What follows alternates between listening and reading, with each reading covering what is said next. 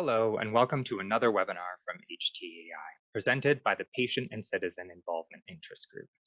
This webinar has been developed by the HTAI Interest Group for Patient and Citizen Involvement in HTA, PCIG, which brings together patients and citizens with staff from HTA bodies, government, research, industry, and consultancy to strengthen HTA with the systematic incorporation of patient and citizen perspectives. To submit any questions during the webinar, please use the Slido link that will be provided in the chat. A Q&A session will be facilitated during the final portion of the webinar. Thank you again for joining us. I will now hand things over to Eileen to formally welcome and introduce today's webinar. Hi, everyone. Thank you for being here with us. We welcome everyone from different parts of the world. And I would like to, today we are going to talk about how patient involvement is making a difference in HTA. And we are going to present different perspectives of impact.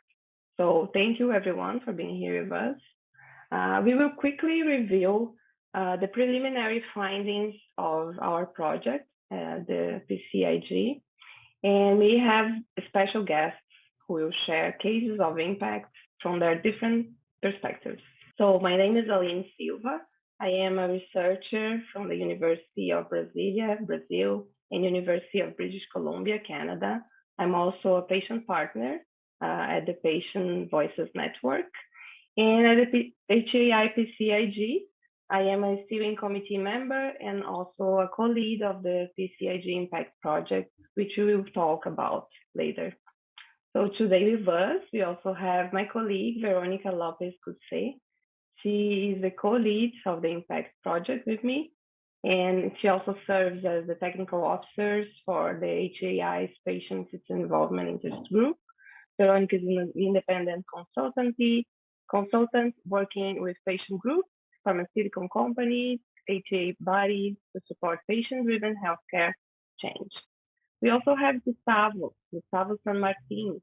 He's here representing the patient perspective as the founder of the CDD, Crônicos do Dia a Dia, or Day by Day Chronic, and AMI, Amigos Múltiplos pela Esclerose, or Multiple Friends for Sclerosis. Sandra Pellais was invited to present the HTA agency perspective. She's a professional scientist from INES, the Institut Nacional de Excelência em Santé e em Serviços Sociais. And we also have, representing the industry perspective, Martin Combs from the UK. He is the Director of Policy, Advocacy and Government Affairs Manager at Bristol Myers Squibb. Martin is also a member of the HAI PCIG, and he co-leads one of its projects, which we will speak more about today. So our webinar will follow this agenda. I will do some opening remarks. I will talk a little bit about our project, the Impact Project. I will also would like to getting to know a little bit more about you, our audience, and also about your perspectives. And I will give an overall view of our stakeholder perspectives of the impact of patient involvement in the HTA project. And then we have Veronica, who will explore some of our project findings, and we will move to our guests' perspectives on the impact of patient involvement in HTA. And then finally, we have a discussion where we would like to receive your questions. And to do this, as Bryce mentioned, I'd like to ask you to join Slido. If you don't have it installed on your device, you can go to slido.com, enter the code that is here in the screen, and it would be great if you can focus all your questions and you can focus the discussion here at Slido. So to start to know more about our audience today, and we would like to know who is here today with us. So we would like to know what would you consider your main affiliation? Let's see how diverse is this audience today. That's great. We have HTA body, we have academics, industry, some patients, academia, HTA body, patient representatives. That's great. It's a very diverse audience. This is great. Mainly because we are talking about different perspectives. It's changing all the time. Okay. It's good. I think we have a good view. We can go to the next slide. Also, we would like to know, in your opinion, how is patient involvement making a difference in HTA? So you can share with us, how do you think patient involvement is making a difference in health technology assessment specifically? Here we are going to have word clouds.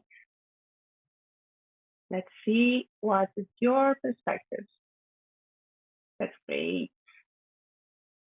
Transparency, diversity, empowerment, unmet needs representation, real life experience. We have a lot of people saying transparency, empowerment. Some people are saying that it's patient involvement ensures patient access, broad view of the benefits. Great. It's great to see. So a lot of people are saying that it's empowerment, transparency, reality, right?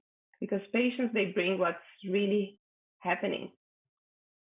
That's great. I hope you can have this cloud later. We can have this to share with you later as well in our social media, etc. Okay, let's go to the next slide. Great, thank you. So as we could see, as you mentioned, we can see that the impacts, the outcomes of patient involvement, they can vary depending on the perspective, and it can also vary according to time. So we have shorter term, intermediate term, and longer term impacts. So in a shorter term, and first, I would like to acknowledge the Patient Voices Network who authorized the use of this slide. And it was part of a patient engagement learning series that I had the pleasure to attend in the last days. And it was like a coincidence because we were talking about this success and impact of patient engagement. And today, this week, we were talking about impacts again. So I asked them to share if I could use this slide. And it's very interesting to see that in a shorter term, we can raise empathy, awareness, we can build relationships, we can also have some difference, some change in decision-making process. Also in patient involvement in an intermediate term can influence in different initiatives, can influence decisions, the person and family-centered care, the healthcare care quality, and even health outcomes in an individual level. And in longer term, patient involvement can change the future of patient engagement in an organization, in a country. Patient experience, the staff experience can also change, can also be impacted by the patient involvement. And also the health outcomes in different populations. And we can also save, we can also have an impact in cost effectiveness.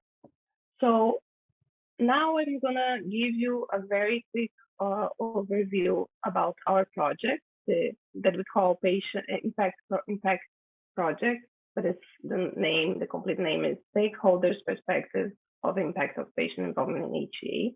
And the objective, the goal of this research, this project, is to aid reflection on the impact and mechanisms of patient involvement using a questionnaire. So we have a template that captures the stories, different experience from different stakeholders.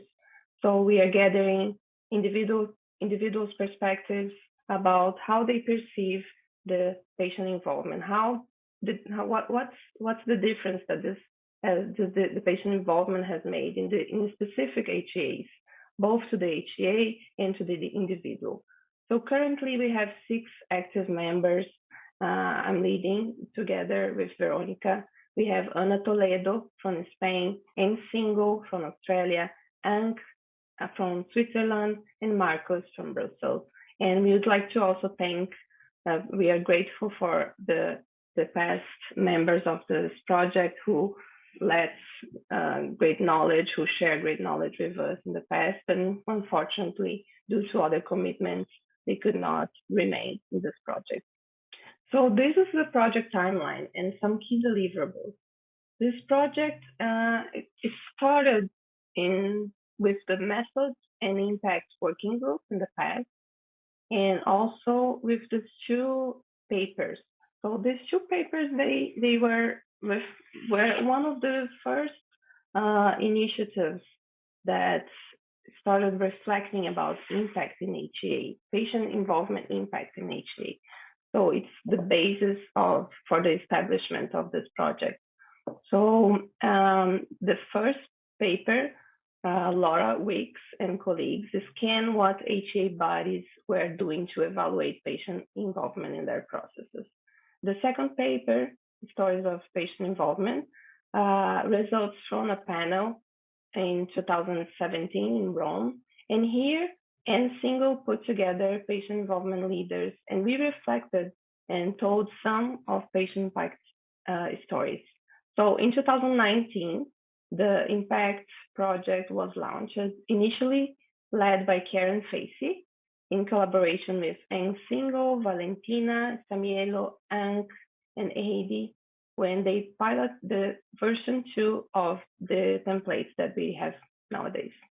So in 2020, the project name changed the name, so the name that we have today, and the template version 2 was updated and repilot. And then we have the template version 3, because there were updates alongside the project. We also created a guidance presentation to guide the participants that are telling their stories. And at the end of 2020, the project leadership was passed by Karen Facey to me, and also to Veronica. And at the beginning of 2021, last year, our efforts were focused on closing the final version of the template, the version 3, which is also now available online. And we also created a response tracker having the data analysis in mind. And last year, we also presented a panel endorsed by the CCIG, when we shared interesting examples regarding evaluation of patient involvement in HTA. So currently, this year, we continue to analyze the collected data, and we are also willing to collect more stories, more examples. And the main deliverables this year is currently this webinar is one of the main deliverables of this project. We also have HTA workshop in June that we are conducting in Utrecht, in Holland. And we also have a manuscript to be developed in the second semester. So this is an overview of the template. So this is the survey structure. We have an introduction and background info from the person who is sharing with us the story about the impact. We have an informed consent, context question, and personal experience. You can press again, please. Yeah, and here it's describing how this experience, how was this impact, how patient involvement there, how they saw the involvement impacting, or how they felt. Now, Veronica is going to explore some of the themes of impact of patient involvement that we analyze with the results of this project using this template. Veronica, I pass to you. Thank you, Aline. So as Aline just mentioned, my name is Veronica Lopez, and I'm one of the co-leads of the Impact project. So Aline just showed us the template, and what it's aimed to do is to capture different experiences of patient involvement in HTA and how it made a difference. So some of the questions, for example, are what would have been different if patients did not participate? What changed because patients participated? What would have been missed if patients didn't participate? And then we also ask about what could be improved because we know the process isn't perfect yet. So what I'm going to do today is I'm going to review some of the preliminary analysis of our findings so far. Because as Aline mentioned, one of the things that we want to deliver this year is a manuscript. So in terms of our findings, one of the very first and clear findings, just for lack of a better word, that our data showed us is that impact comes in various shapes and sizes. It's not just whether the final decision changed or not. So for example, we have the impact on the decision-making process itself. So what was the content of the discussion as well as the decision outcome? There's the impact of the patient stakeholders themselves. So what was their experience in the participation in the HTA process? Not so much the disease experience because that would be captured in the first bucket. And then for the HTA bodies, also what was the impact on their processes and their organizational culture? So what I'm going to do now is I'm going to review the different themes that we found through our data collection and the stories that we've gathered so far. And then we're going to make them come to life when we showcase a few of the examples that we've collected, who are the other three speakers we have with us today. So starting with the impact on decision-making bucket. So these are things that only the patient community can bring to the table. So for example, a non-diluted perspective of what it's like to live with the condition. What is the unmet needs in the community? What are some of the practicalities of taking the treatment? Would there be adherence to it if accepted, if reimbursed? What would be some of the financial implications for patients? There's also something that they can only provide is potentially an interpretation of the data that's different to someone who wouldn't live with the disease. Maybe a change in some outcome does not seem significant, but to someone living with the condition, that makes a huge difference in their day-to-day life. They can show limitations on the data. They can bring new data to the table, including on subpopulations, which often there's data missing on that. And then, of course, as we mentioned, there could be impact on the actual decision made. In terms of impact on the actual patient stakeholders, there is the feeling of being heard, of being part of the experience, of being able to make a difference in their own treatment course.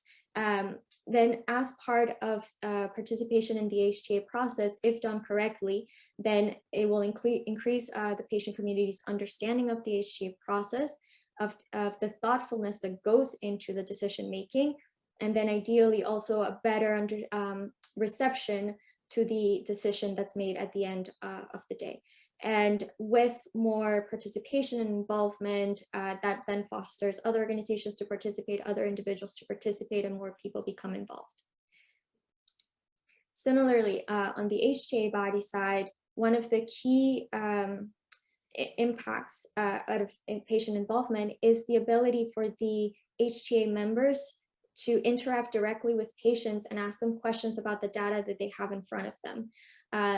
It also increases awareness of the importance of having patients participate in the HTA process, as they are the final consumer that's ultimately going to benefit.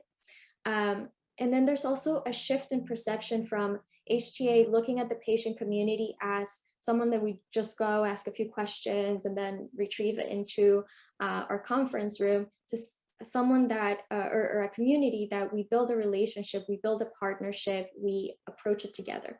And then lastly, as people see that it's making a difference, then the organizational culture again becomes more willingness to receive more patient participation and foster that as well. So as I mentioned, we also asked what could be improved. So that can be bucketed into these three different themes.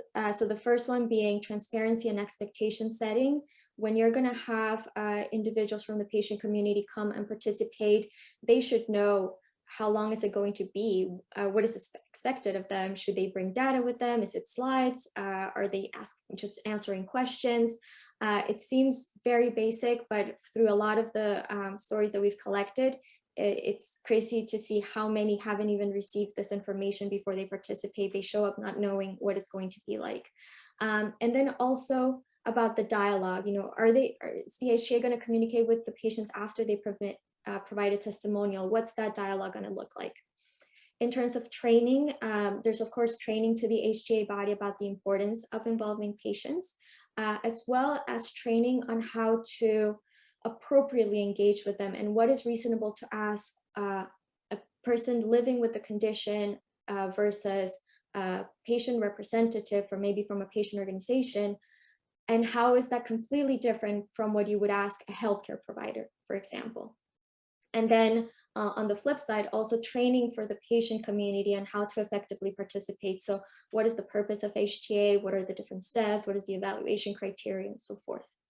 And lastly, just related to systems and processes, making sure that the use of plain language is, as much as possible, that opportunities to participate in the HTA process are widely publicized, and that there's involvement of patients across the different stages and at different levels, even potentially at the organizational level at the HTA.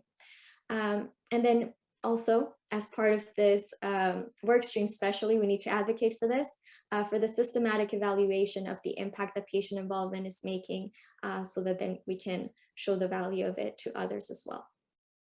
And so I think that brings me to the end of my my overview. So I'll hand it back to Aline, who's going to introduce our speakers. Thank you, Aline. Thank you, Veronica. Thank you so much. So to start with this sharing this different perspectives, we have Sandra Pelais, who will present the HTA body perspective. Please, Sandra. So good morning, good afternoon, good evening. As mentioned, I'm a professional scientist at the INES, that is the Institut National d'Excellence en Santé et Services Sociaux, an HTA agency located in Quebec. The objective of this presentation is to share with you how patient and public involvement is ethically and methodologically implemented at the INES.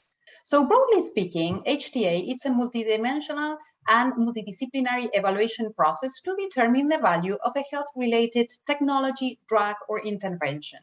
At the INES, we extend this evaluation to the social services as well. So now we're going to move into the interesting part. So why is it important to consider PPI, patient and public involvement, in the context of HTA?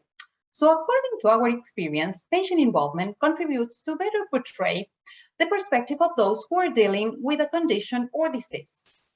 The insider's perspective help us to better, not only to identify the challenges, unmet needs, struggles related to health-related treatments, but also other dimensions associated to the treatment. Like, for example, ethical issues, cost-benefit balance that patients do, or even the evaluation of the clinical outcomes from an insider perspective. So this said, patient and public participation allows us to have an invaluable value for HTA, because it allows us to see how patients perceive their treatment and how we can reflect that in the decisions we make. So this said, it is important to note that when we consider PPI in HTA, the decisions lead to more fair, equitable, and legitimate decisions, democratic decisions, credible and transparent, and that are meaningful and relevant. So this said, it is important to understand that patients have worked really very hard to raise the awareness of their conditions and diseases in the world. However, PPA in HTA is still a field under development. So I'm going to start sharing with you what is our mission. So our mission is to evaluate, as I mentioned, the technologies, the drugs, and the interventions. But it's important to understand that we are an independent agency, that we are at the same time committed to both clinical excellence as well as the efficient use of resources. So in this context, we are engaged to produce knowledge reports with or without recommendations, knowledge transfer tools and activities, and orientations for optimal implementation of innovations. Finally, we are committed to consider during the evaluation the clinical, populational, economic, organizational, and sociocultural dimensions, as well as the patients and the citizens' perspectives. So how do we do that? So first of all, our framework is organized across 5 main principles.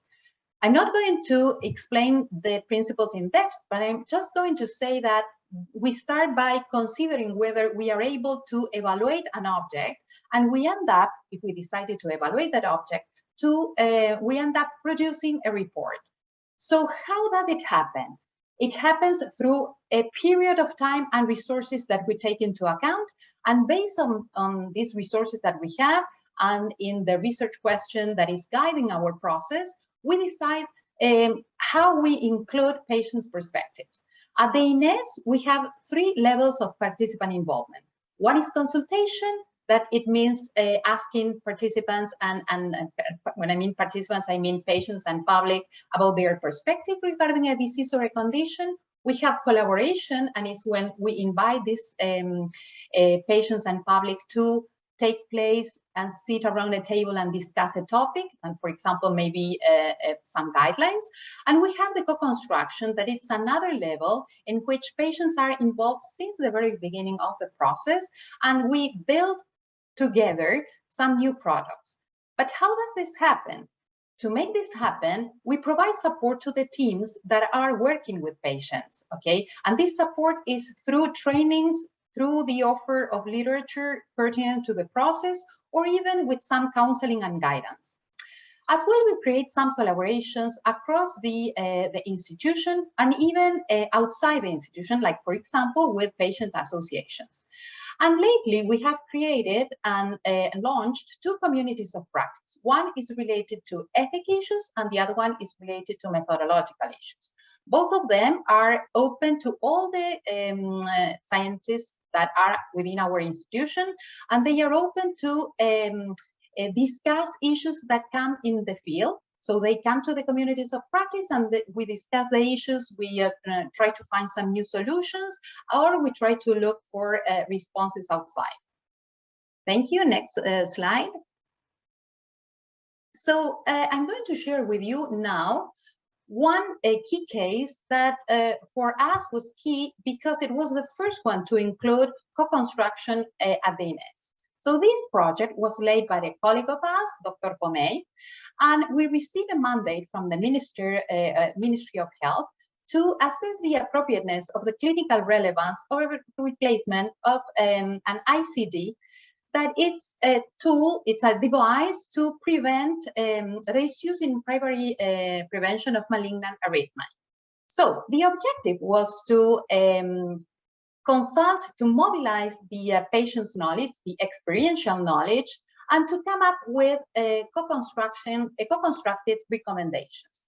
To do this, we invited the participants that were patients that have been followed for cardiovascular diseases and that were benefiting from the replacement of ICDs. So these patients participated all across the process that was designed.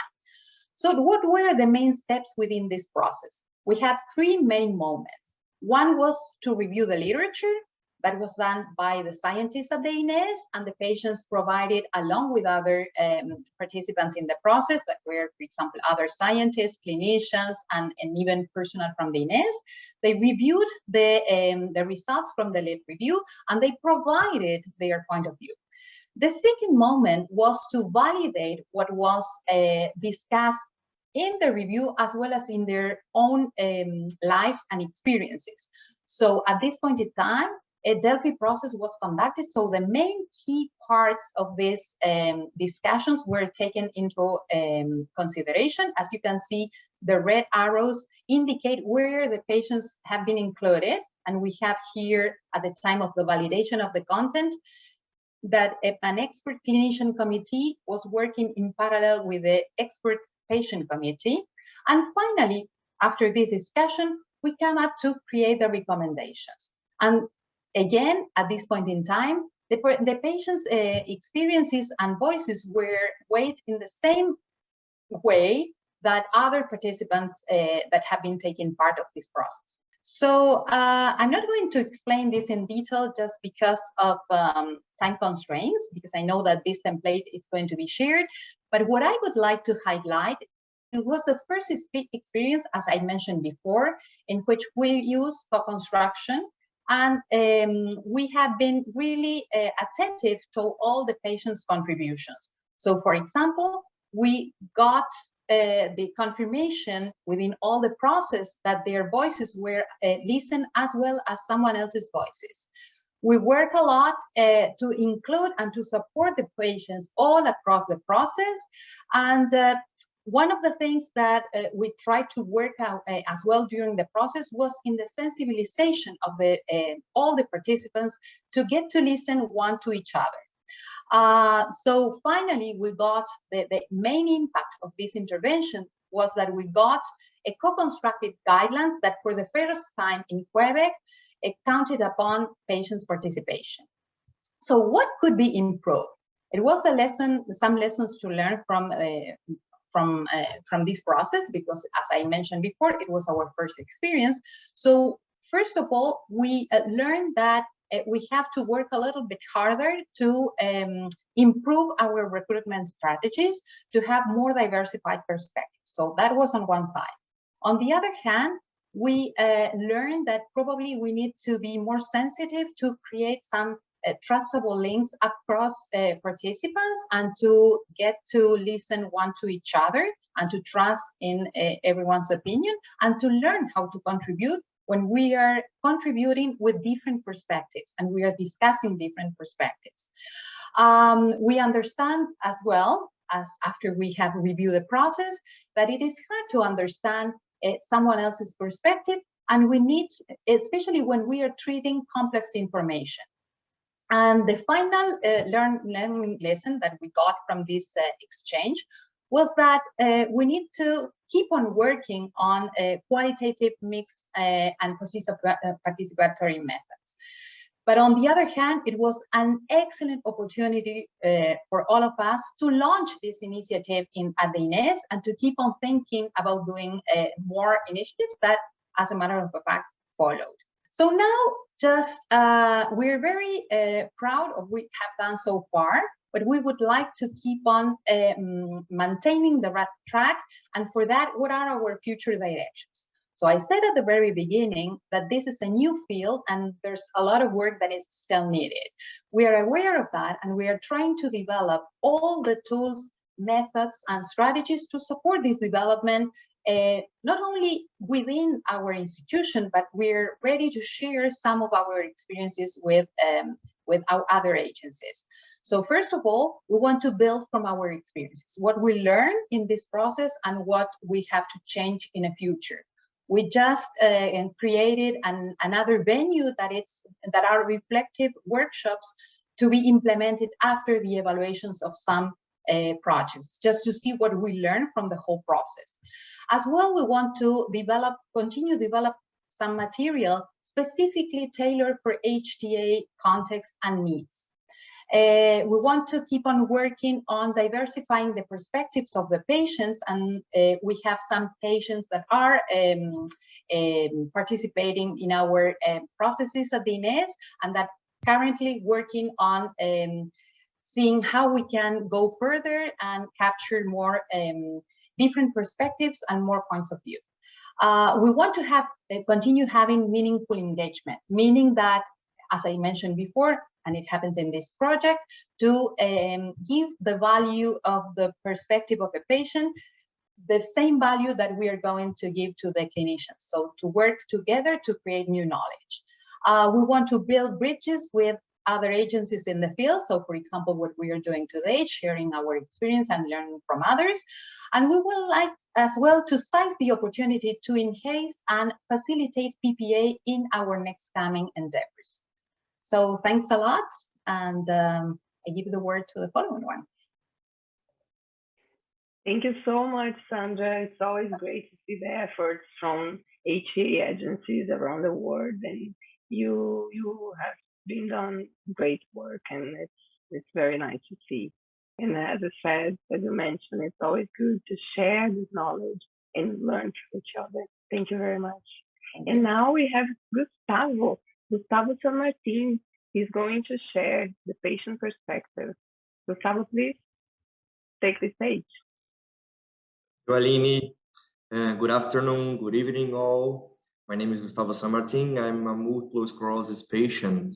And in 2011, I started a patient organization here in Brazil to spread awareness and also to do some advocacy for multiple sclerosis. To put us all in the context of what are we going to talk about, my perspective here in Brazil, I'd like to give you an overview about how are we going to participate on a specific process of recommendation to disinvest in medicine here in Brazil. So as a patient group, we've worked almost 2 years with the society in order to change the first decision, which was to disinvest this technology. So I'm trying to reach you and talk about things that could be improved. For example, lack of transparency during the process. There is no official methodology to analyze the contributions, submissions, and also the lack of perceived value of public involvement during the process of HTA here in Brazil. So there is a confusion between social participation and also social pressure from the HTA board decision makers. Sometimes we just don't feel that they are perceiving the value of our participation and maybe just avoiding our participation during the whole process. Some context of Brazil. Brazil has a full coverage by the public system. So we have SUS, universal cover, and we have CONITEC. CONITEC, below on the slide, is the National Committee for Technology Incorporation into SUS. CONITEC reports directly to SCTIE, it's the Science, Technology and Strategic Inputs Secretary, who reports directly to the Ministry of Health.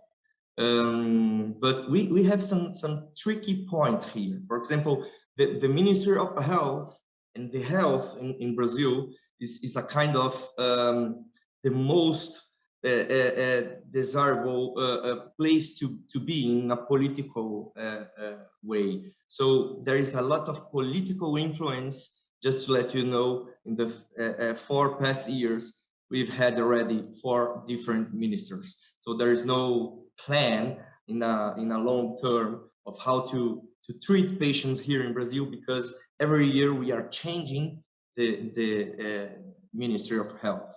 But let's talk about CONITEC. CONITEC is structured by executive secretary and also plenary. The plenary has 30 members, 30 chairs. Only 1 chair of the 30 members are represented by patients or citizens.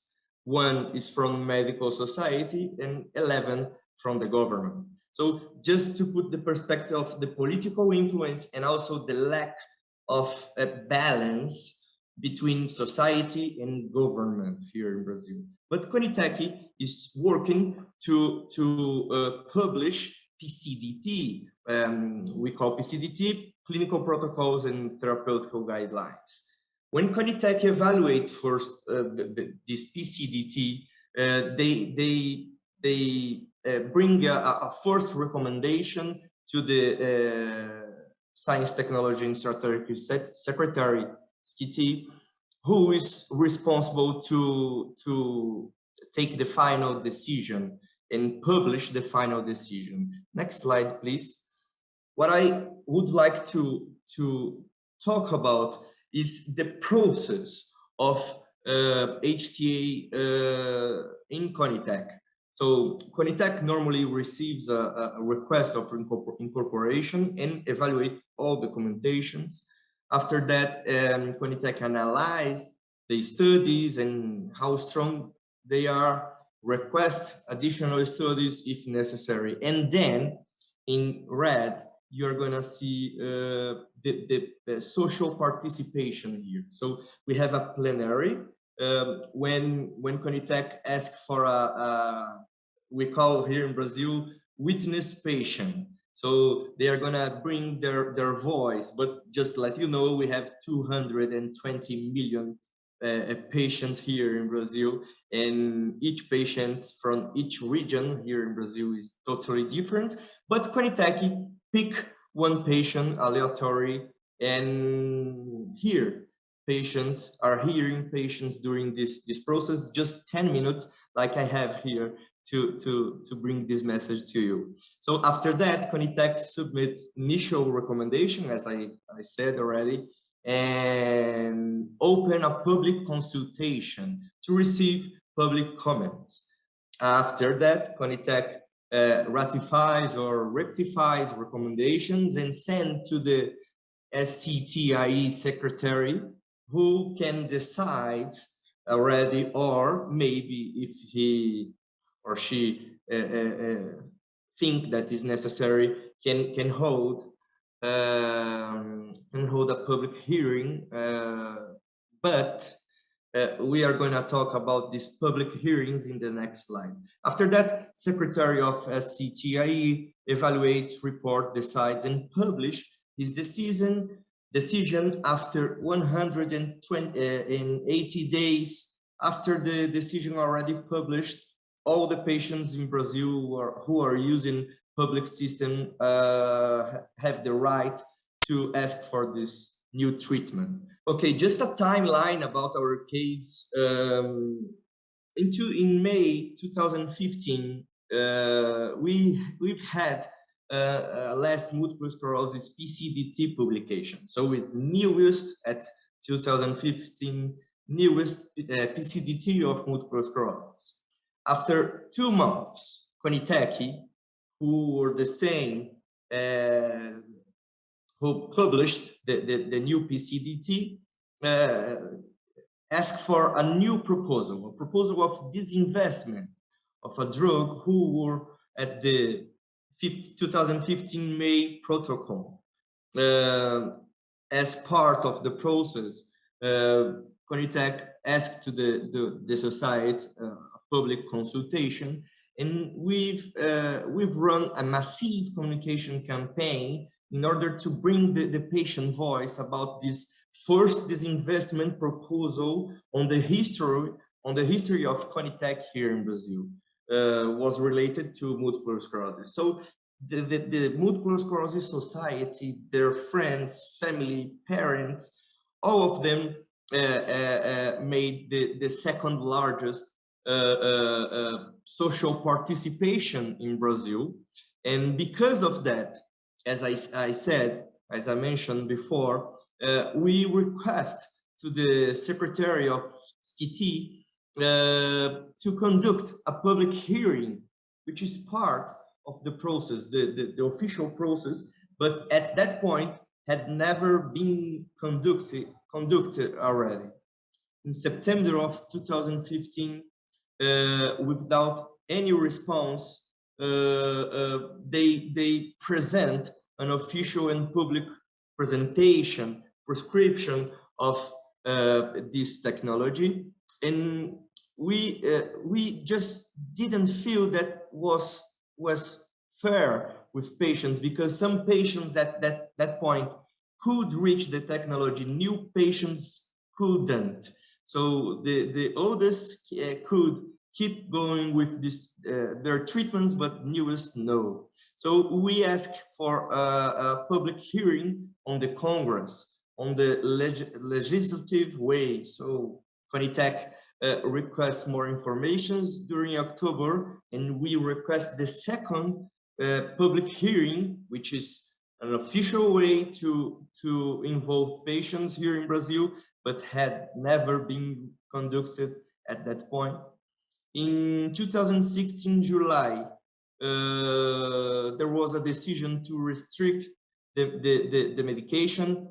As I said, new patients could not reach the treatment, but old patients could keep having this treatment paid by SUS. Just after 2 years and almost a half, in 2017 November, the PCDT was updated and published with the same treatment that in July 2015 they wanted to exclude, to disinvest.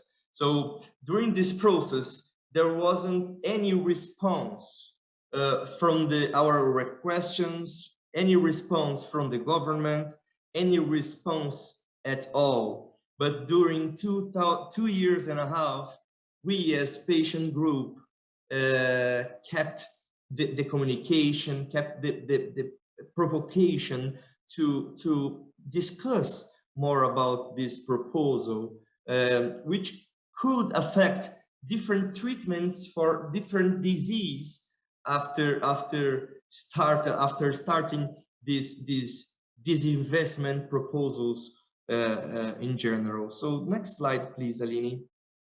What I wanted to bring is some results of our massive campaign. To put you in a context, more than 4,800 signatures.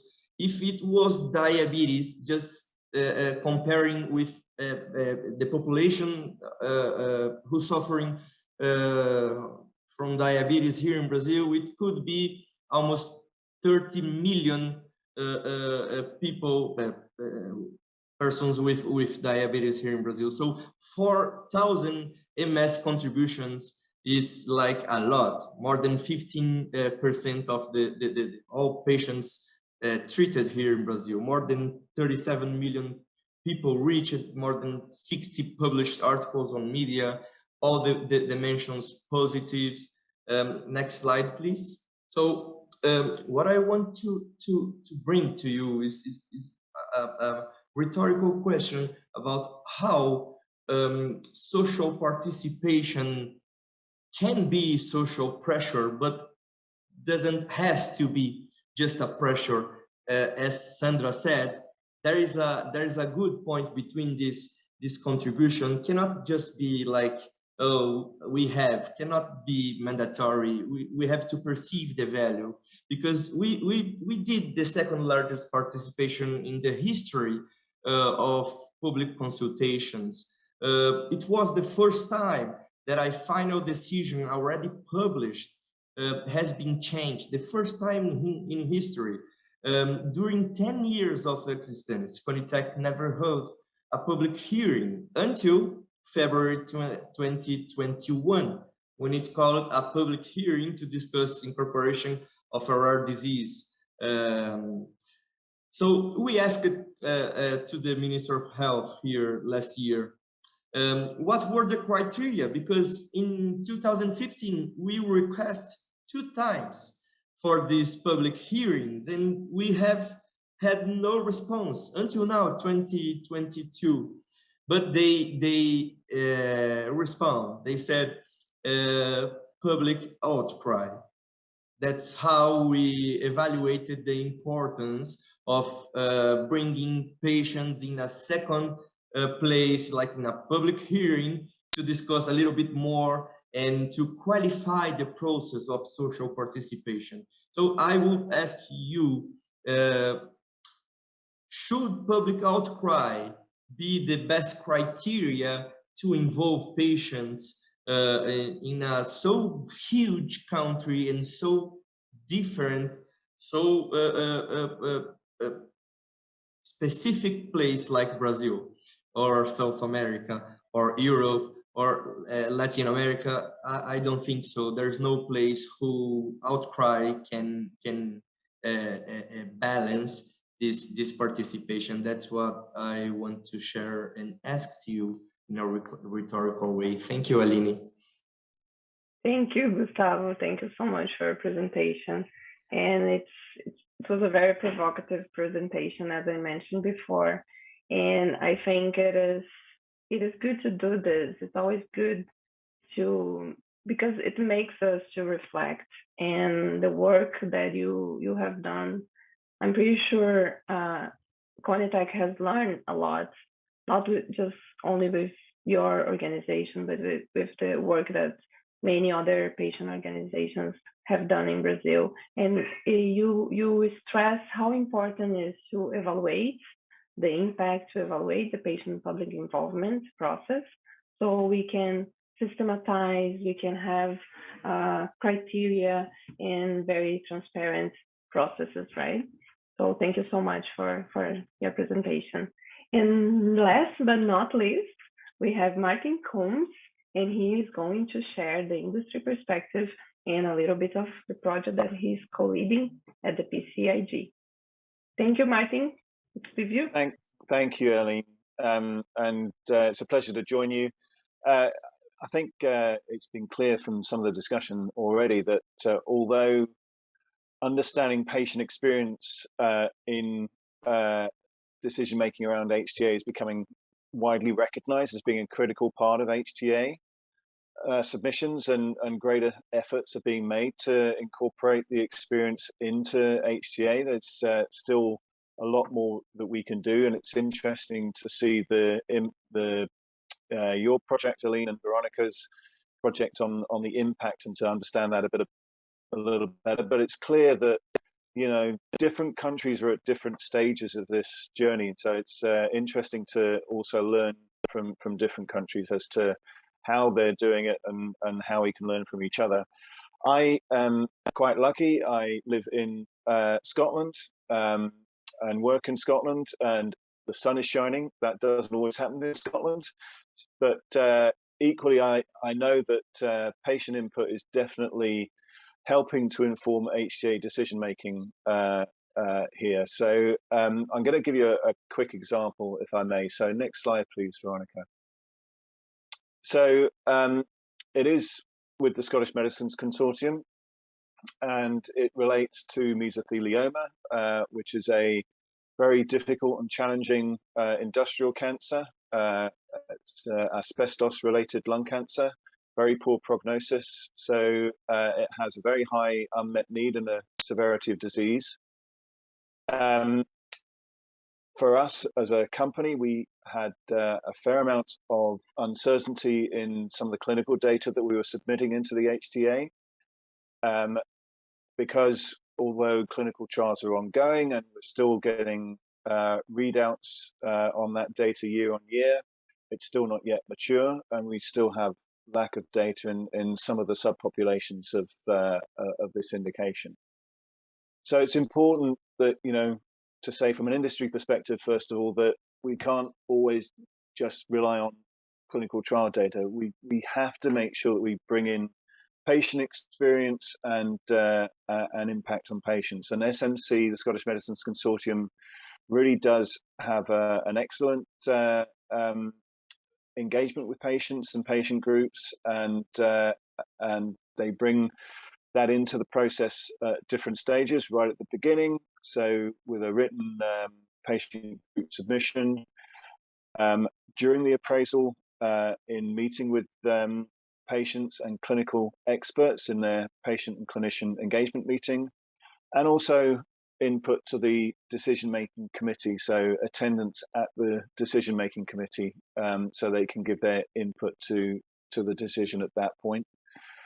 So in this case, the input was provided by the main patient advocacy group, Mesothelioma UK, who also introduced patients that have been receiving treatment.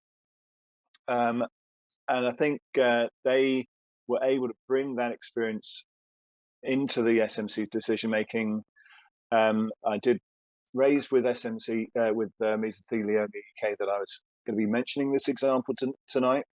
And they sent me a message saying that their involvement really did give patient groups and charities like Mesothelioma UK a voice in the decision-making process. And And they said it allows us to advocate for our patients by representing their views and describing the physical, mental, and emotional benefits of medicines, which may not otherwise be captured in conventional clinical and economic assessment process.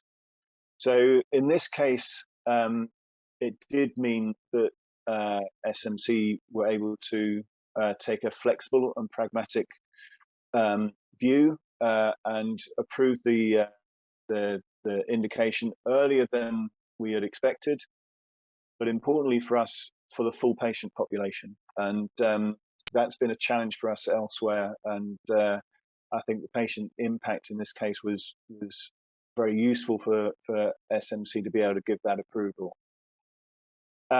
One thing, as you mentioned, Eileen, that I did want to mention was that SMC, as part of their support for patient engagement, had developed a plain language resource, information resource, which is the summary information for patients that is provided to patients and patient groups right at the start of the process to help them and help them be informed about the medicine that's being appraised, so that they can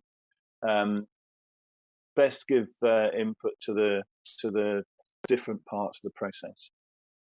In terms of what could be improved, I think we're still working to see what aspects of the patient input into HTA decision making is really making an impact on how that decision is made. It's still, that clarity still is not quite there. For us as an industry, I think having early engagement is really important. So it's not just about the patient and patient group input to the HTA body, but we as an industry need to get better at bringing it into our own HTA submissions and incorporating those patient experience into the evidence that we put into our submissions. However, the other thing that it's worth recognizing, and I work with a lot of patient advocacy groups and groups in the UK, there is a resource burden on them in terms of the time and effort it takes to do this. And I know that in many countries, patient groups providing input to HTA often aren't told about it and receive little or no information about the product that's being assessed. So that brings me on, if I may, to the HTA project that I'm co-leading alongside Kate Morgan from Myeloma Patients Europe. Thanks, Veronica. Next slide. Which is the project on the International Summary Information for Patient Groups template. As I mentioned, the approach began with SMC, and then where Kate Morgan and I first were involved with the development of a plain language resource. It was then picked up by the HTA Patients and Citizens Involvement Group to develop an international template and guidance that could be made available to other countries. It was piloted because, believe it or not, in England, NICE didn't have a similar resource. So it was piloted by us with NICE and also with the HTA body in Australia as well. So we now have a standardized template that can be used in other countries. And the project that Kate and I are co-leading is to try to encourage and support implementation and adoption in other countries. So this is a summary of the project. Our aim, as it says, is to try and encourage broad adoption and adaptation, because we recognize that each process in different countries will be slightly different.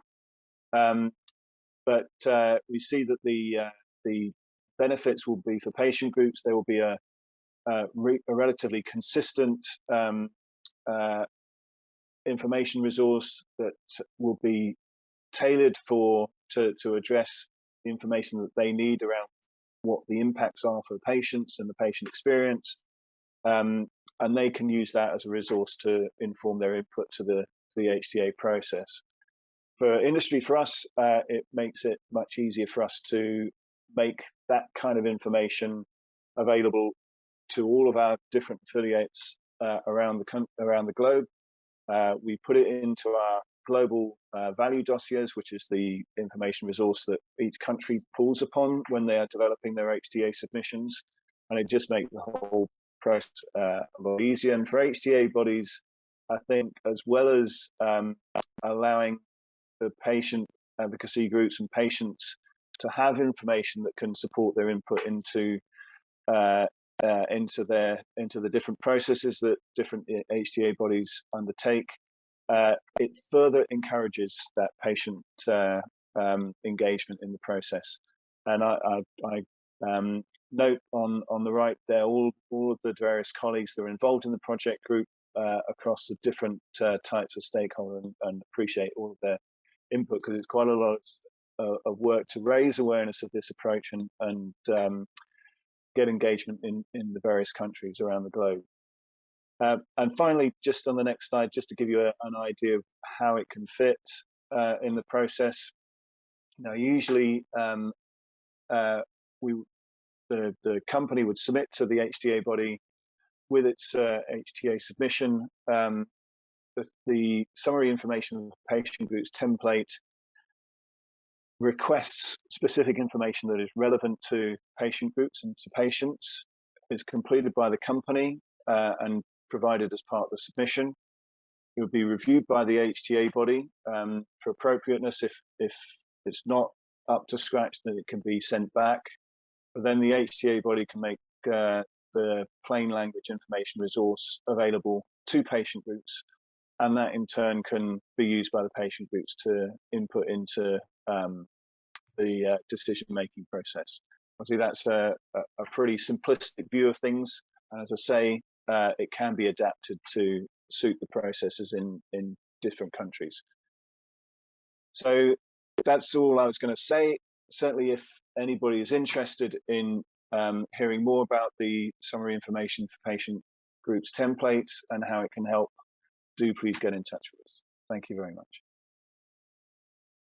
Thank you so much, Martin. It was great to know a little bit more about your experiences, about this template that you helped to develop. And it's very, for me, it's always very important to stress, to mention how industry is a strong ally on patient involvement, and how important it is to work with different stakeholders, to work together so we can have this different perspectives to co-construct, right? To collaborate and make things work better, for sure.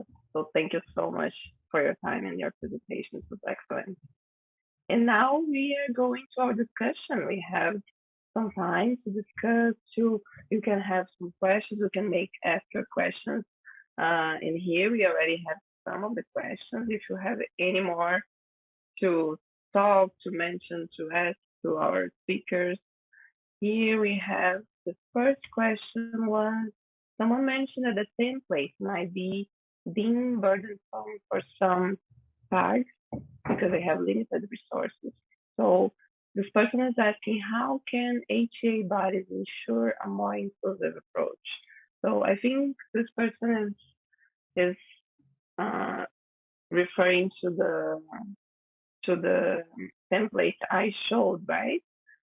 So this template we showed is part of a project that is from the HAI, the society, the international society, and it's a project that we are trying to understand different perspectives. So it's not used by any HTA agency, but I will leave this question: how can HTA bodies ensure a more inclusive approach? Maybe one of the speakers would like to answer. Yes, if I may. I would like to say that we are really concerned about that. So we are investing a lot of efforts to diversify the perspectives. But diversifying the perspective is not just saying, okay, we're going to take whoever it's knocking at the door. It's not just that. It's just being able to support the patients in the process of participation. So it's not just opening the door but being friendly when people come to our agencies and want to participate. So it's being aware of their needs, of their the preferences, and to be able to listen to them. So it's a double effort of, helping to promote the calls for participation in the evaluation. That's one step. But the second step is to be able to friendly receive these people that wants to share their own experiences. So it's a work to them, and it's a work within the institution. So this is something that we have in mind, and we are working hard to get that running in the way we want to have it. So it's not just diversifying or being more open to receive invitations. So it's just creating this environment for a proper interaction. Great. Yeah, collaboration is so important for this. And another question is, could you share any thoughts on the differences between patient involvement input in HTA of interventions for prevention of disease or tests to healthy people? Someone would like to answer this question?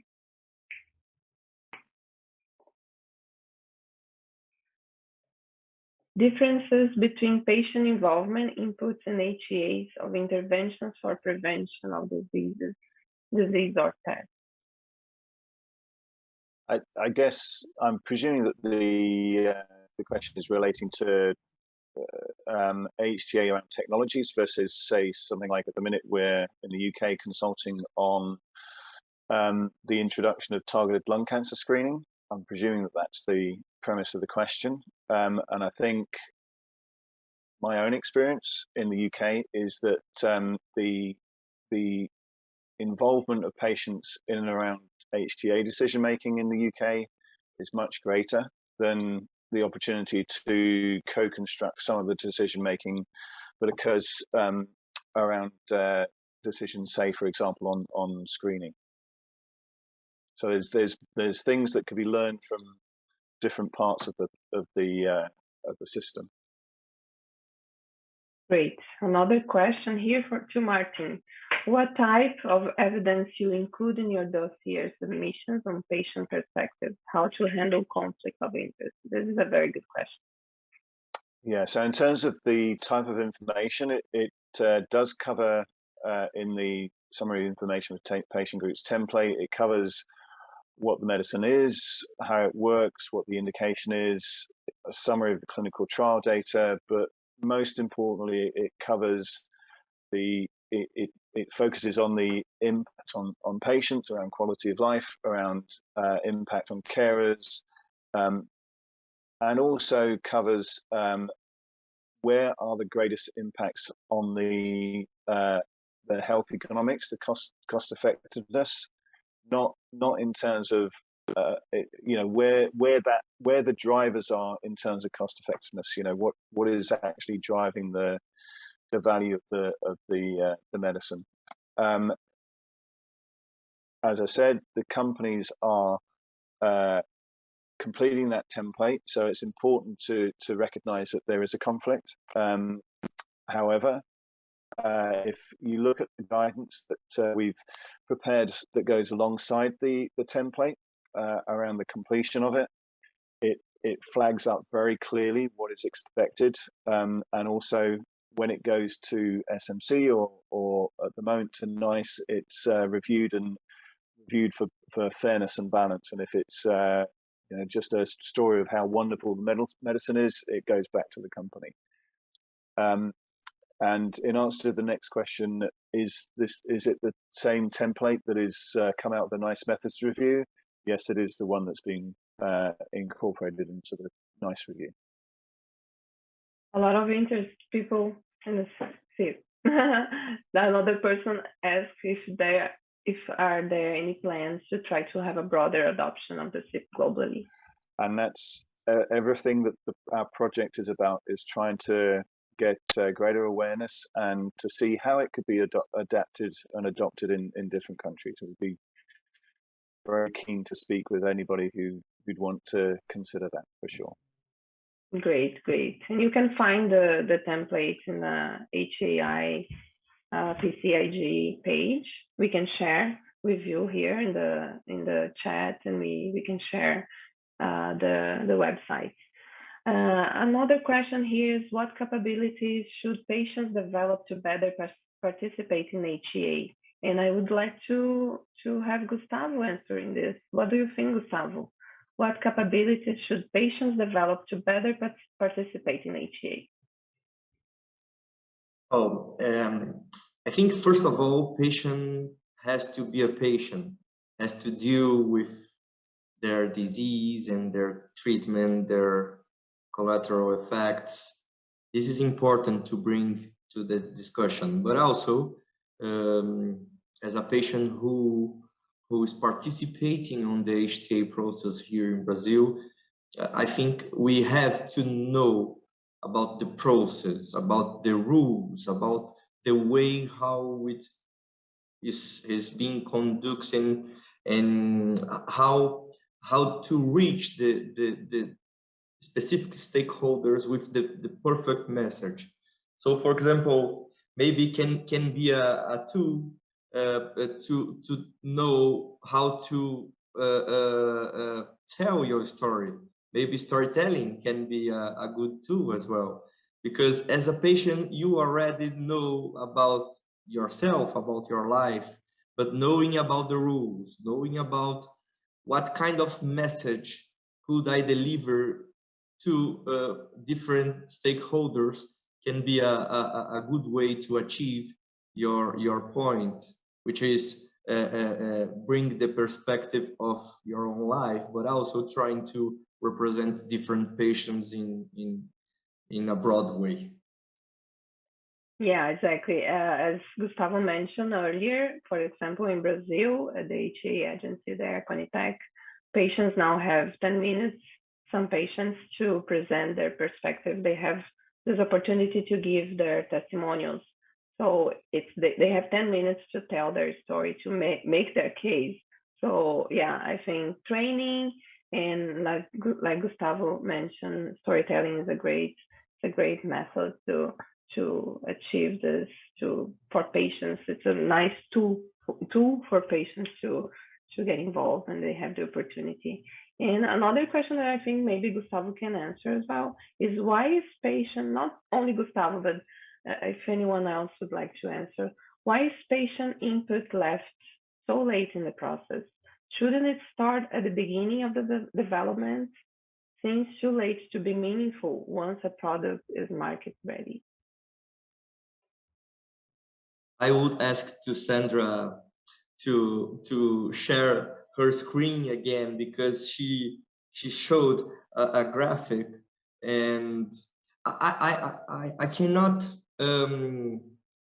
bring my personal opinion here, because maybe it can be too much patient opinion. But what I think is, as earlier involved, as more qualified the decision, the final decision. So I don't know why, but what do I know is what I do know, sorry, is if it is in the final part of the procedure, you won't change what have been done before. So, for example, here in Brazil, when we ask for the witness patient to give their opinion, Conitec has already asked for a specific group of people to evaluate the technology and to bring their first opinion of that. So if you put in contest their opinion, are not related to the patient opinion, because they already made their opinion about the treatment. So I don't know why, but what I do know is not helpful if you really want to involve patients. But I think Sandra have a good point on this as well, Sandra. If I may, I thank you, Gustavo, for doing the first kick in saying what are the capabilities that we need from the patients.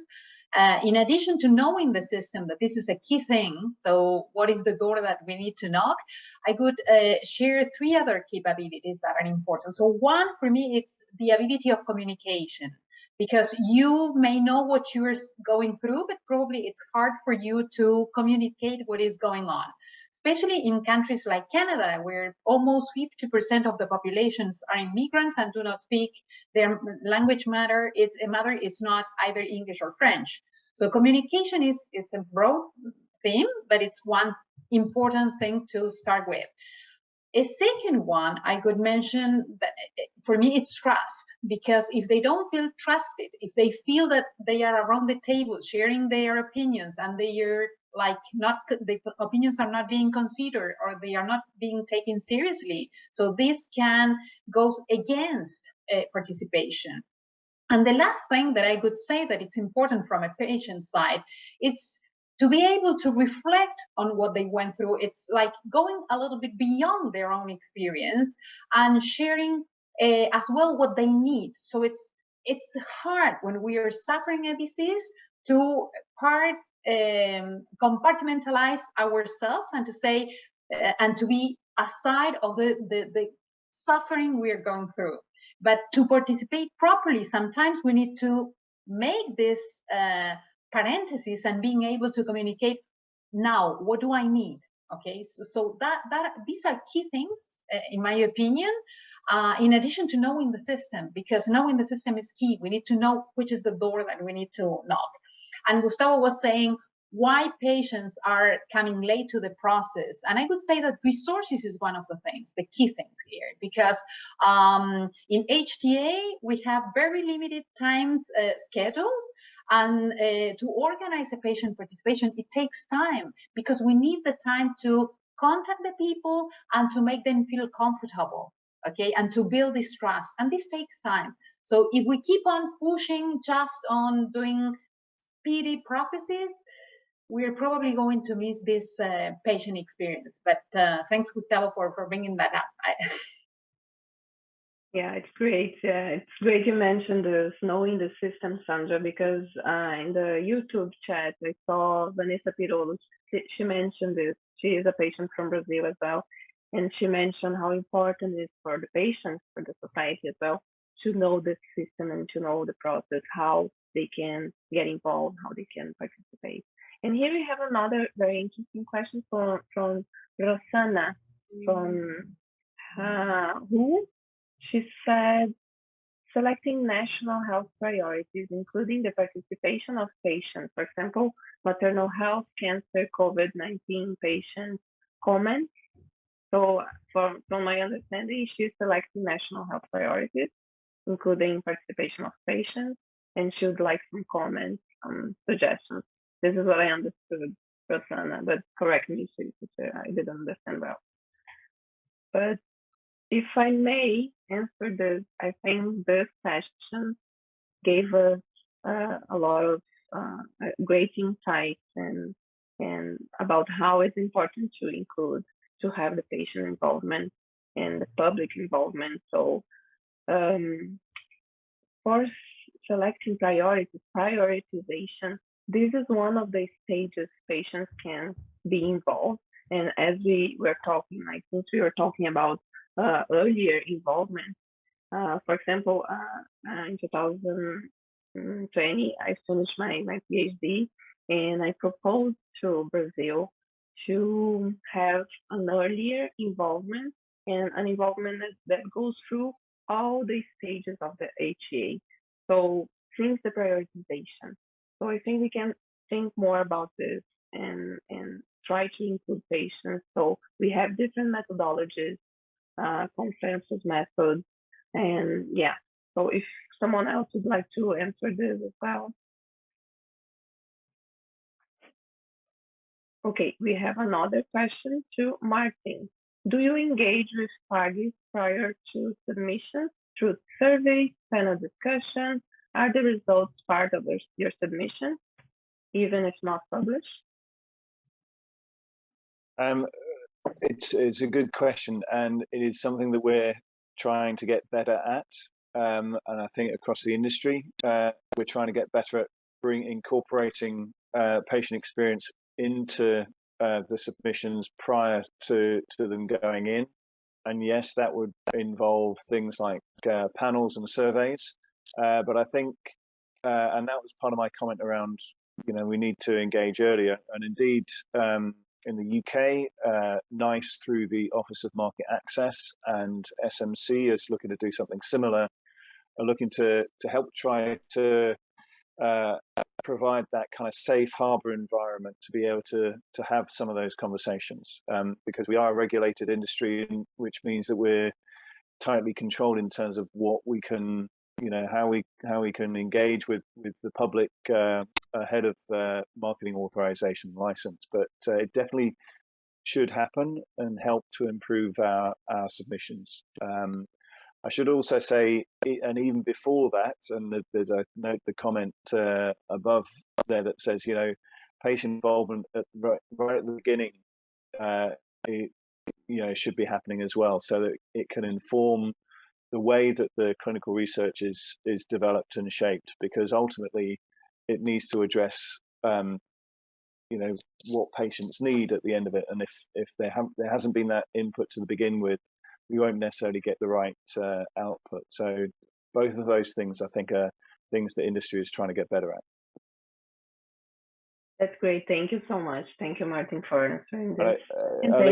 Alina, I was just also going to say, this part of the discussion relates very well to the themes of the conference, the HTAI conference in June. So everybody who wants to have an input in terms of how that shapes the life cycle around HTA, then do join that conference.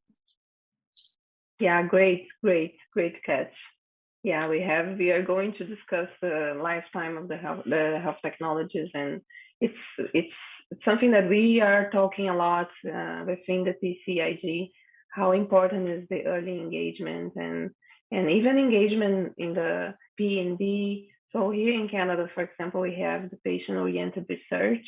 So we are involving patient partners since the beginning in the scope of the research, and they are part of the whole study. They are part of the research team. So it's some of these initiatives like this one I mentioned and other that we have here presented here. They are collaborating and going in this direction. Sandra, yeah, please. You have your hand.